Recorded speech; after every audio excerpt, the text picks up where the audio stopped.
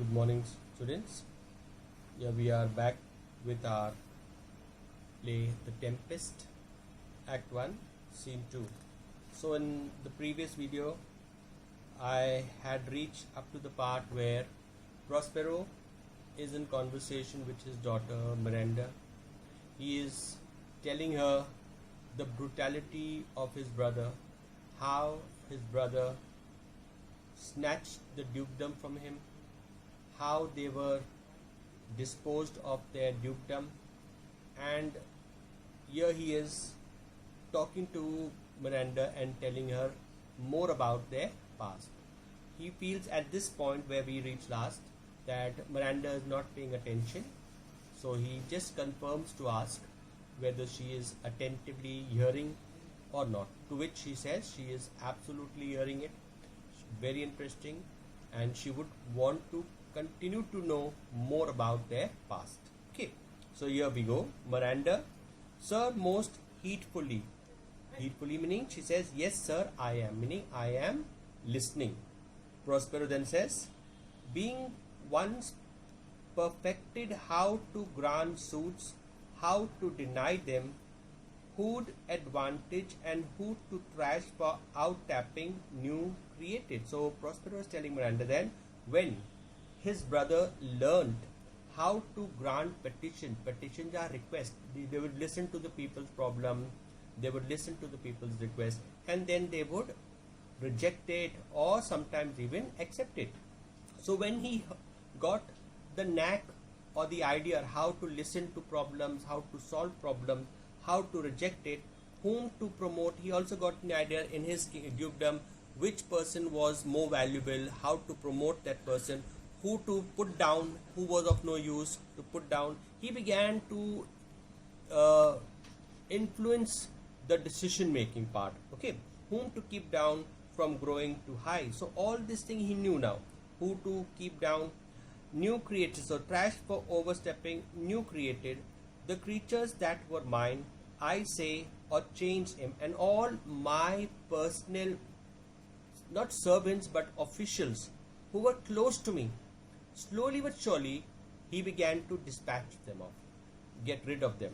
Okay, so this is all what he's saying, and he got rid of those people having both the key of office and office, set all hearts in the state. And once he got control of the dukedom in a proper way, once he was surrounded with his own people who he had promoted, who he had given important roles to play important position, then he struck, and then he did what he had to do then. Okay, office and office set all hearts in the state, to what tune pleased his ears. And then he was like, showed his arrogance and showed his authority among the people, that now he was the ivy which had hit my princely trunk. And slowly but surely Prospero compares his brother to a creeper, like a creeping tree, a creeper that creeps up on another tree.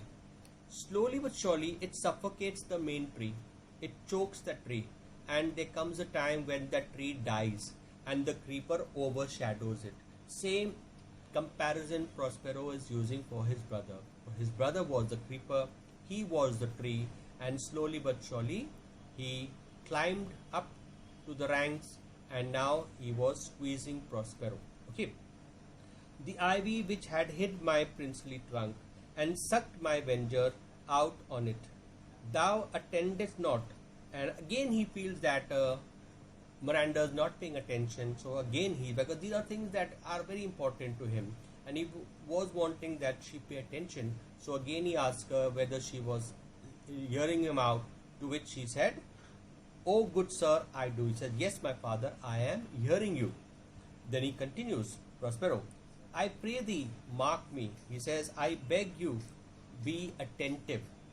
I thus neglecting worldly ends, all dedicated to closeness and the battering of my mind. He says, I became indifferent to worldly affairs. He was not at all bothered about the world, about his dukedom, about the people, about welfare. Nothing bothered him now. And he says worldly affairs, and began to live in retirement. Retirement was in his study. He was so attracted, so interested to books now, that he just spent hours and hours and entire days he would spend in his study. Okay, the closeness and bettering of a mind with that which, but by using so retired, and he says, I devoted myself to intellectual pursuits, with except for the retirement suppressed in value all that is held in high esteem. You see, I was getting knowledge. I was getting so influenced by books. So much of knowledge was coming into me that he felt it very much a thing of his own past now. Okay. So, with that, but by being so retired, overpriced all popular rate, and he says, but my mistake was that I neglected my dukedom, I trusted my brother, and I left the entire control, the affairs of my dukedom entirely in my brother's hands. And then he says, like so awakened an evil nature, and my trust like a good parent did beget of him. He said, like a parent trusts their children are wrong many times, but yet that parent will trust that child. Okay, in the same way he said, I trusted my younger brother like a parent. I did not know what he was up to, I did not know what he was planning. Okay, and so did begot of him a falsehood in its contrary as great as my trust was. And says, this awakened an evil in my fault. Awakened all the evils came out in my brother, and my trust in him like a good parent bred in him a faithlessness as wicked, the opposite direction as my trust was. He was just opposite to my trust, unworthy. Okay, as my trust was, which had indeed no limit, and my trust for my brother was limitless. I trusted him no ends, yet he deceived me. Okay, so indeed no limit, a confident sands bound, he being thus lauded not only with what my revenue yielded, right? He assumed the power of a lord. He took the power of a lord. He was Lord and mighty, and not only got the control over the revenue, slowly but surely he put all his people in this particular department, that is the revenue department, where he could control things, and revenue and generated by the state, but also whatever my power could command. And thus he became like one, and he slowly but surely he became a dictator, and he began to have high ambitions. Okay, but that my power might else exact like one who having into truth by telling of it. And he says, by constant telling of a lie makes him believe that he is true, made such a sinner of his memory to credit his own lie. He did believe he was indeed the duke over the substitution. And he said, this was the result of his acting as a deputy. He was my deputy under me, and this was the result that happened in place of the real duke, and by accessing all appearance the power of a king. Then he says, with all, hence his ambition growing, thus thou yearns. So in this way he became more and more ambitious. His ambition began to grow high. Again he looks at his daughter, thinking that she has fallen asleep. He asked her, are you listening to me? To which she says, your tale, sir, would cure death. He says, your story is so interesting that even if you are talking to a deaf person, I think that person would get back his hearing power. It is such a interesting story. Okay, Prospero continues. He has really now found the time to tell the truth to his daughter. So he says, to have no screen between his path he played and him he played it for. Now he says, in order to be a complete duke, in order to be the complete Duke of Milan, he wanted to do away with all that stood between the appearance and reality. Meaning, we were the obstacles, and he wanted to get rid of the obstacle so that he could reach his ultimate goal of really becoming the Duke of Milan. So what he did. So, and him he played it for, He needs will be absolute Milan. Me, poor man, my library was dukedom large enough. Said for me, my library, my study room was sorry, was like my dukedom. For me, that was everything, and I was so engrossed in reading. I was so enchanted by the books that I had that I lost all control over my dukedom.